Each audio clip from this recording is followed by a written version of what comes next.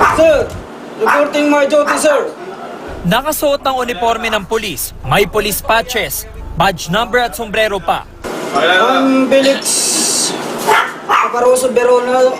Akalain mong pulis ang lalaking ito kapag nakaharap mo. Pero ang lahat ng yan ay peke pala.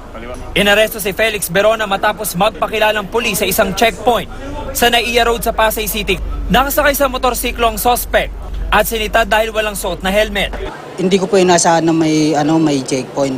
Kaya po panatag po yung kalubang ko nung pag-alis ng bahay. Pagdating po dito sa may Pasay, bago dumating na Naiya, yun, marami pong checkpoint dyan. Kaya dyan po ako nasita.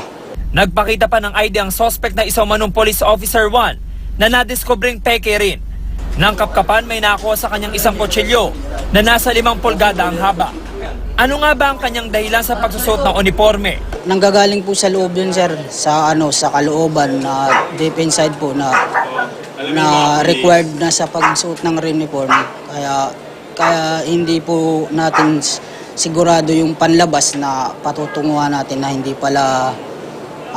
pala sure na ligtas. Matagal na raw pangarap ni Verona na maging pulis. Maharap ang suspect sa kasong usurpation of authority, illegal use of police uniform at paglabag sa Omnibus Election Code. Ito si James Agustin ng Super Radio DZBB para sa News TV Quick Response Team.